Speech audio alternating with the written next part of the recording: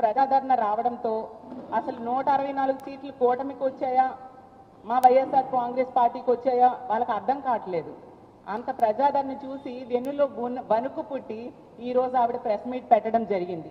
Press meet పెట్టడానికి, జగనన్నను తిట్టడానికి ఈవిడికి సమయం ఉంటుంది. కానీ ఇదే విశాఖపట్నంలో మొన్ననే తల్లి కూతుర్ల మీద ఒక ప్రేమోన్మాది దాడి చేస్తే తల్లి దారుణంగా రక్తం మడుగులో చనిపోయింది. ఆ బిడ్డ మననే మేము పరామర్శ చేయడం జరిగింది. ఆ బిడ్డ చావు బ్రతుకులతో పోరాడుతూ ఉంది హాస్పిటల్లో. కనీసం పరామర్శ చేయడానికి కూడా హోమ్ మినిస్టర్ గారికి సమయం లేదు. కానీ మా జగనన్నను తిట్టడానికి మాత్రం ప్రెస్ మీట్లు పెట్టడానికి ఈవిడికి సమయం ఉంటుంది.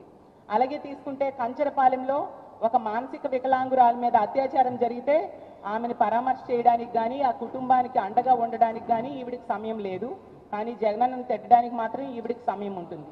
అలాగే మన రాజమండ్రిలో తీసుకుంటే నాగాంజలి ఆత్మహత్యకి ఒక టీడీపీ నాయకుడైన దీపక్ అనే వ్యక్తి వేధింపుల వలన ఆవిడ సూసైడ్ నోట్ రాసి మరీ చనిపోతే కనీసం ఆ కుటుంబాన్ని పరామర్శించడానికి కానీ 13 రోజులు హాస్పిటల్లో ఉంటే ఆ అమ్మాయికి మెరుగైన వైద్యం అందుతుందా లేదా, ఆ అమ్మాయి ఎలా ఉందని చూడడానికి కానీ ఈవిడికి సమయం లేదు. కానీ జగనన్నను తిట్టడానికి మాత్రం ఈవిడికి చెప్పలేనంత సమయం వచ్చేస్తూ ఉంటుంది. అలాగే ఈ రోజు ఈ రాష్ట్రంలో కూటమి ప్రభుత్వం అధికారం వచ్చాక రోజుకి 70 మంది మీద అత్యాచారాలు, అఘాయిత్యాలు మహిళల మీద, చిన్నారుల మీద జరుగుతూ ఉంటే వాటిని అరికట్టడం చేత కాదు. కానీ జగనన్నను తిట్టడానికి మాత్రం ఈవిడికి సమయం దొరుకుతుంది, తిట్టడానికి టైం కేటాయిస్తారు. అలాగే ఈరోజు ఈ రాష్ట్రంలో మద్యం విచ్చలవిడిగా బెల్ షాప్స్ ద్వారా ఏరులై పారుతూ ఉంది. దానిని మాత్రం అరికట్టరు, జగనన్నని మాత్రం తిడతారు. అలాగే ఈరోజు తీసుకుంటే గంజాయి 100 రోజుల్లో గంజాయి అరికడతామని చెప్పి ఈరోజు గంజాయి విచ్చలవిడిగా ఈమె నివాసం ఉంటున్న విశాఖపట్నంలో పెంపకం జరుగుతుంది. గంజాయి రవాణా ఈ విశాఖపట్నం నుంచే జరుగుతుంది. ఆమె నియోజకవర్గమైన పాయకరావుపేట మీదుగానే జరుగుతుంది. దాన్ని అరికట్టడం చేత కాదు. కానీ జగనన్నని తిట్టడానికి మాత్రం హోమ్ మినిస్టర్ గారు ముందుగా వస్తారు. అందుకనే ఆవిడకి హోమ్ మినిస్టర్ పదవి ఇచ్చారు. అందుకే ఆ హోమ్ మినిస్టర్గా ఆవిడ పూర్తిగా విఫలమైందని మరీ చెప్తూ ఉన్నాం. ఆవిడ ఒక పాయకరావుపేట ఎమ్మెల్యే మాత్రమే.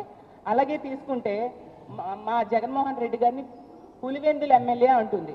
ఎంత సంస్కారహీనంగా ఒక మాజీ ముఖ్యమంత్రి గారి గురించి ఆవిడ మాట్లాడుతూ ఉన్నారో అర్థం చేసుకోవచ్చు. జగనన్నకు వస్తున్న ప్రజాదరణ చూసి వారవలేక ఇలాంటి మాటలు ఎన్ని మాట్లాడినా ప్రజలు హర్షించరు హోమ్ మినిస్టర్ గారు అనే విషయం మీరు తెలుసుకోండి అని తెలియజేస్తూ ఉన్నాను. అలాగే జగనన్న అంట క్రిమినల్లా మాట్లాడుతున్నారంట. అసలు మీరు ఏం మాట్లాడుతున్నారు? అసలు పోలీసుల విషయంలో తీసుకుంటే జగన్మోహన్ రెడ్డి గారు పోలీసులు తిట్టారు అనేసి అబాండాలు వేస్తూ ఉన్నారు. ఏ పోలీసులు తిట్టారు? ఏ పోలీసులు తిట్టారు? పచ్చ చొక్కాలు వేసుకున్న పోలీసులు గొడ్డలోడదీసి వాళ్ళకి యూనిఫామ్ తొడుగుతాను అనే ఉద్దేశంతో జగన్మోహన్ రెడ్డి గారు మాట్లాడారు. నిజంగా పోలీసుల్ని కక్షపూరిత రాజకీయాలకి వాడుతున్నారు అనేది నిజమా కాదా? ఎన్ని సందర్భాల్లో మీరు పోలీసుల్ని కక్షపూరిత రాజకీయాలకి వాడారు? తునిలో, తిరుపతిలో, అలాగే తీసుకుంటే తణుకులో, త్రిప్రాంతకంలో ప్రతి సందర్భంలో కూడా పోలీసుల్ని కక్షపూరిత రాజకీయాలకి మాత్రమే వాడుతూ ఉన్నారు. ఎక్కడ ప్రజాస్వామ్య పరిరక్షణ కోసం కానీ, ప్రజల రక్షణ కోసం కానీ, మహిళలు, ఆడపిల్లల మాన ప్రాణాలు రక్షించడానికి కానీ మీరు ఎక్కడా ఉపయోగించిన పరిస్థితి క్లియర్గా కనిపిస్తూ ఉంది.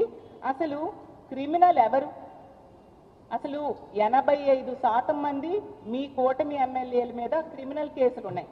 సో క్రిమినల్ పార్టీ ఎవరిది అనేది మీరు తెలుసుకొని మాట్లాడితే బాగుంటుంది.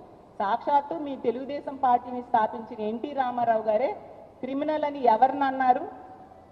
ఏ నాయకుడు క్రిమినల్ నాయకుడు అనేది మీ అందరికీ తెలిసి కూడా ఇలా ప్రజల్ని మభ్య పెట్టడానికి ప్రయత్నించడం ఎంతవరకు సమంజసం హోమ్ మినిస్టర్ గారు అని నేను అడుగుతూ ఉన్నాను.